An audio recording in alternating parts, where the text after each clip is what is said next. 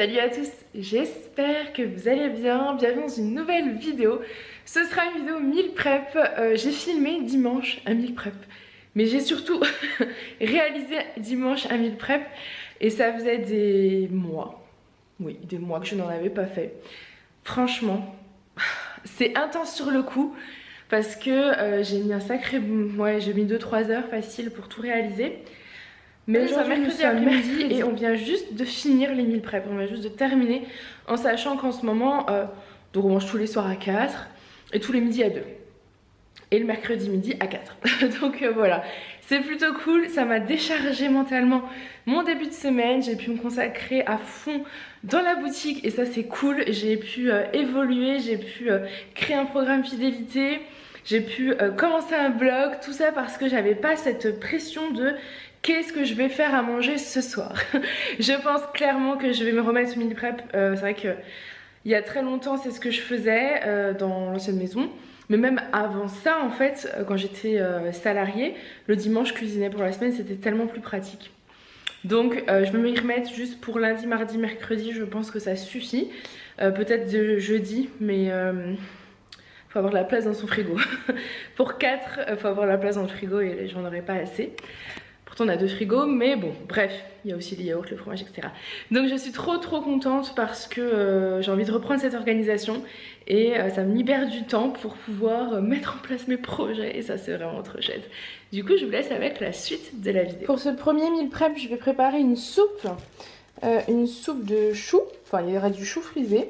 C'est un chou qui me reste de la semaine dernière, j'avais pris quelques feuilles mais vous voyez il en reste encore donc il faut qu'on le passe, donc là je pense que je vais tout faire. Je vais rajouter des pommes de terre, de l'oignon et carottes. Je sais pas si j'aurai de la place pour mettre du poireau. Ça va être on verra. Mais je ne suis pas sûre. Je fais tout cuire au cookéo, moi vous savez, en cuisson sous pression. C'est tellement plus rapide. Et voilà, du coup ce soir ce sera une petite soupe. Et ensuite, si j'ai le courage, et surtout si j'ai tout ce qu'il faut parce que c'était pas prévu, je ferai bien des nanes au fromage. On a été manger dans un resto indien pour mon anniversaire avec Julien, le 1er octobre pour tout vous dire. Et on a mangé des nanes au fromage et qu'est-ce que c'était bon. Du coup j'ai bien envie d'en faire, je me dis qu'avec la soupe ce sera un repas parfait. Donc là je vais tout couper et je vais me faire cuire ça.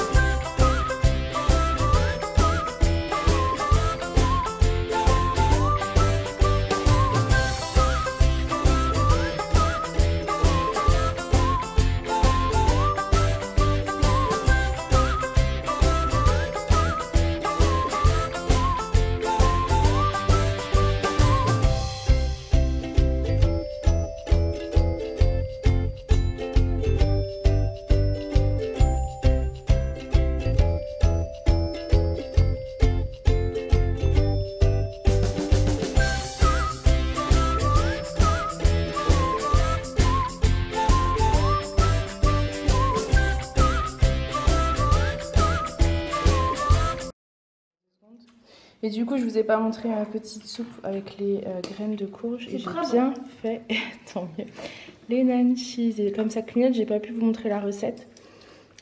Mais je crois que c'est bon, ils ont dit que c'était bon et ça a l'air délicieux. Bon ben voilà, c'est trop bon. La soupe elle est bonne. Alors pour cette recette on va faire des lentilles au cookéo parce que ça gagne du temps.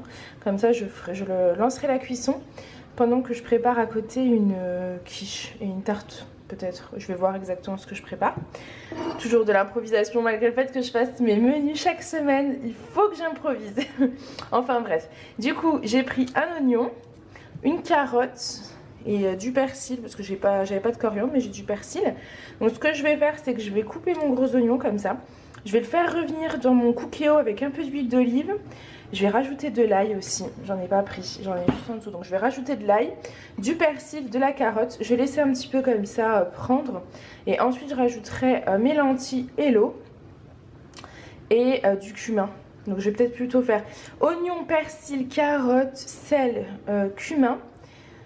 Donc faire revenir un petit peu comme ça. Et ensuite je rajoute mes lentilles et de l'eau et ça part en cuisson sous pression. Donc c'est rapide parce qu'en fait c'est le cookéo qui fait. Après sinon vous prenez une marmite, c'est exactement la même chose. Ça vous fait déjà un bon premier repas qui dure plusieurs jours. Parce que généralement moi j'en fais une grosse quantité pour que ça me dure plusieurs repas. C'est pratique, c'est bon, enfin voilà. J'avoue j'utilise énormément le cookéo au quotidien et notamment pour les lentilles parce que je n'arrive jamais à faire une bonne cuisson de lentilles. Quand je fais la marmite c'est jamais cuit, donc j'avoue que le cookéo sur ce coup là m'aide plutôt pas mal.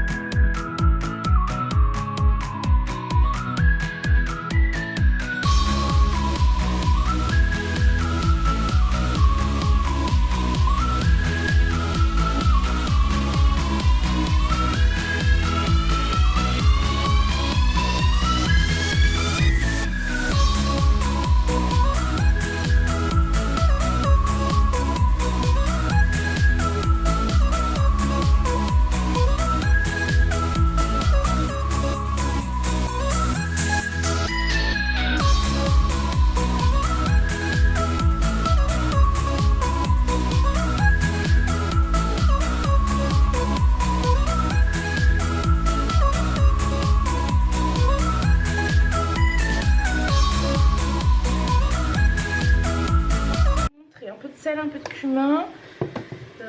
Est-ce que j'en ai par là? Non. Je dois en avoir là. C'est pareil, depuis qu'on a déménagé, on n'a pas encore pris le temps de tout bien installer. Au niveau de la cuisine, elle est tellement petite que c'est compliqué. Je trouve pas mon cumin. Ah bah j'en ai peut-être plus. Ah ça c'est dommage parce que alors les lentilles, moi j'ai besoin de cumin dedans. Non j'en ai pas. Je n'ai pas de cumin. Alerte générale. Tant pis. Bon bah il faut que j'achète du cumin. J'ai pas de cumin donc je vais mettre un peu de sel. Je vais vous montrer l'intérieur de mon cookéo. Voilà. Ça sent super bon. Et je vais rajouter du coup mes petites lentilles en fonction de ce qui a marqué sur la boîte de lentilles et l'eau. Alors mes lentilles sont au cookéo en cuisson sous pression. Et là en parallèle, alors hier soir j'ai fait une bonne soupe de choux frisés, carottes, pommes de terre, oignons. Et comme j'en ai fait une grosse quantité, il en reste pour ce midi ou pour ce soir, peu importe, un petit bol chacun. Et avec du coup, je vais faire une quiche. Donc j'ai pris ma pâte feuilletée, j'ai étalé dessus mes petites allumettes de poulet. Et là, dans mon appareil, je vais juste mettre 3 œufs, un peu de crème, du gruyère. Et puis je vais venir mettre ça dessus. Ça va partir au four, donc c'est facile, c'est rapide. et avec de la salade verte, de la soupe, c'est parfait. Du coup, je vais en faire une deuxième, mais cette fois-ci au poireau. Je pense que ça peut être sympa, une petite tarte poireau que je vais sûrement prendre en repas avec de la salade verte. Enfin, qu'on va manger avec de la salade verte. Je pense que celle-ci sera avec la soupe et l'autre par exemple avec la salade verte. Donc, c'est parti. Donc là j'ai mes 3 œufs, je vais les battre et je vais rajouter de la...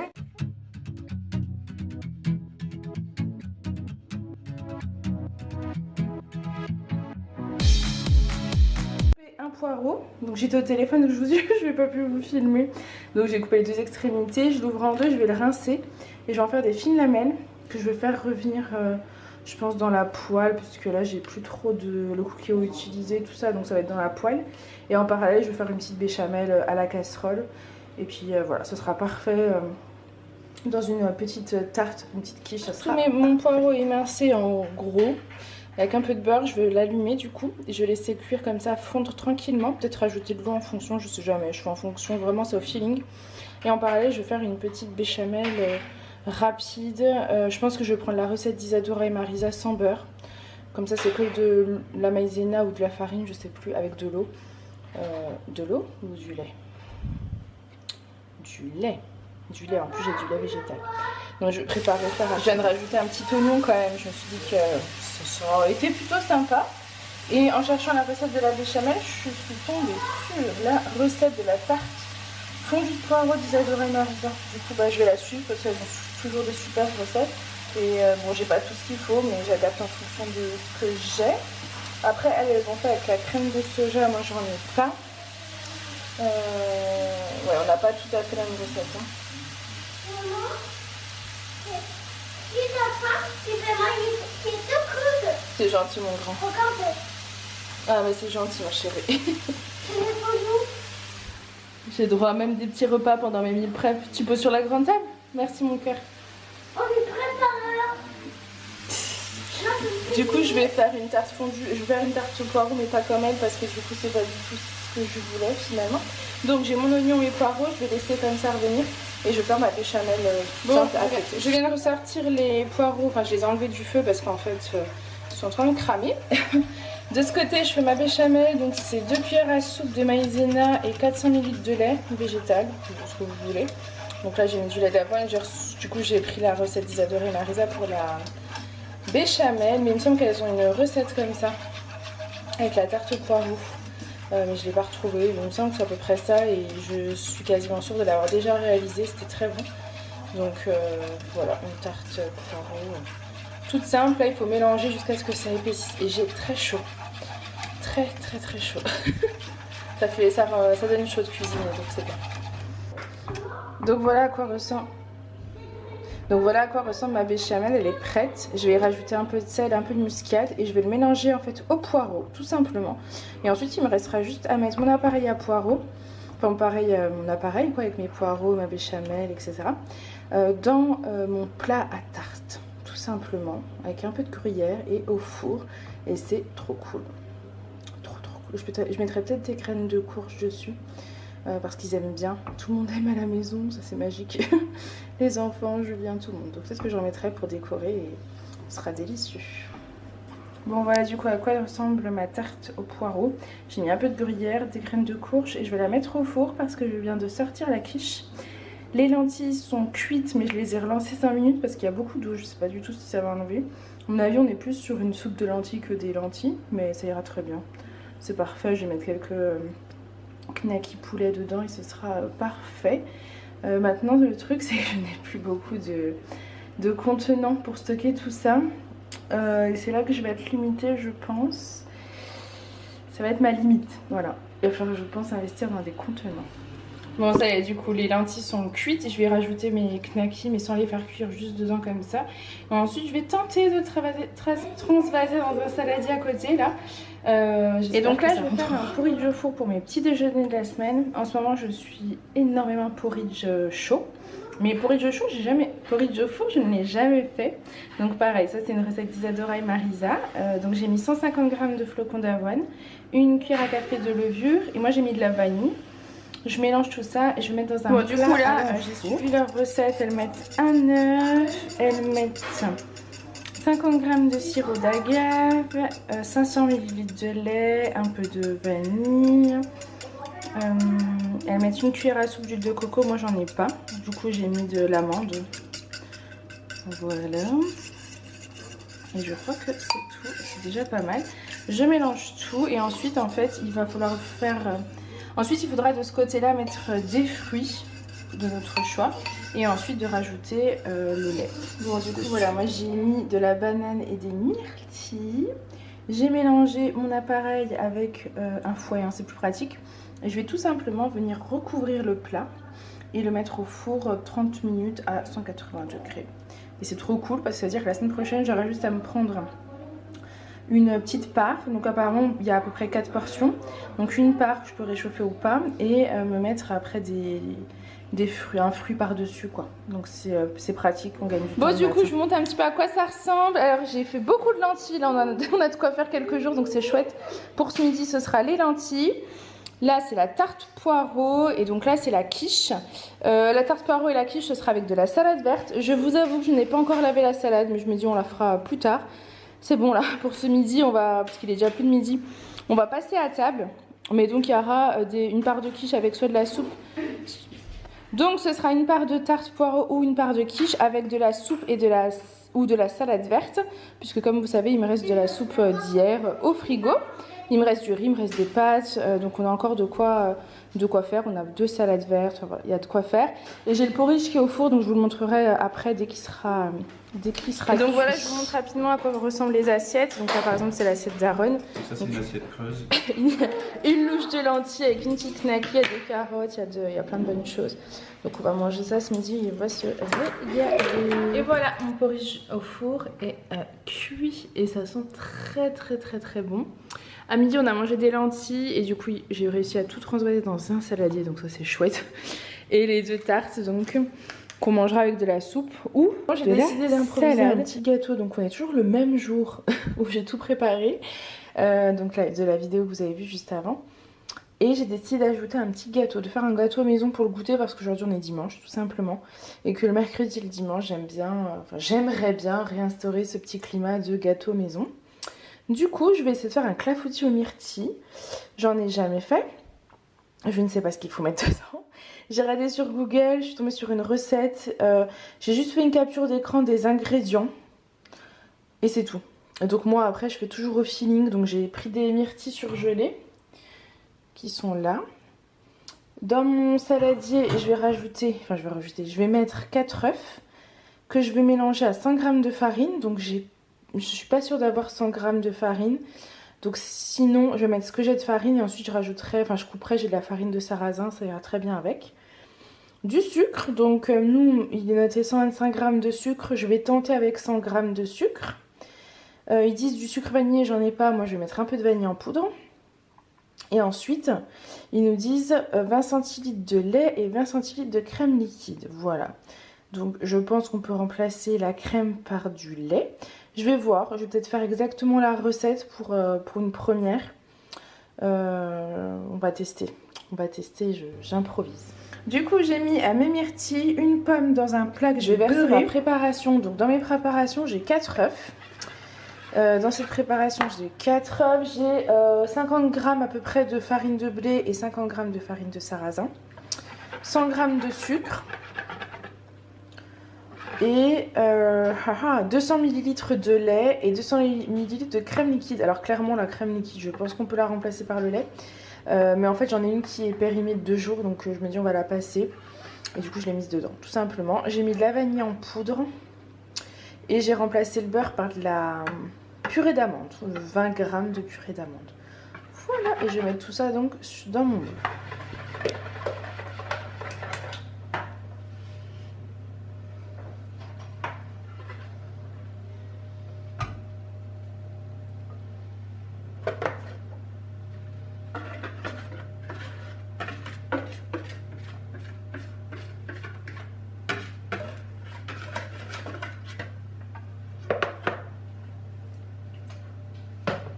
Et ça part au four, je ne sais même pas combien de temps, j'ai pas regardé. Surprise. Je vais vérifier ça. Laisser Bon, je vous reprends, je viens de sortir le clafoutis du four. Donc c'est resté 35 minutes à 180 degrés. Et c'est chouette, il est... Attendez. 3h30, donc je pense que pour l'heure du goûter, ça aura bien refroidi et ils seront ravis de découvrir ça à leur retour. Parce que pour tout vous dire, là ils sont partis voir une course de motocross. Voilà. Du coup, moi j'ai eu un petit moment à moi et ça fait du bien, je vais pas vous mentir, d'avoir un petit peu de calme. Et je suis ravie de pouvoir les retrouver et de leur offrir un bon morceau de gâteau maison parce que ça sent divinement bon. Donc voilà, cette vidéo meal prep est terminée, on s'est régalé en tout cas. Croyez-moi, j'espère en tout cas que ça vous aura plu, que ça vous aura donné envie vous aussi de faire des meal prep. Et si c'est le cas, n'hésitez pas à me donner votre menu de la semaine, ça peut me donner des idées. Moi je vous fais des gros bisous et je vous dis à très bientôt. Bye!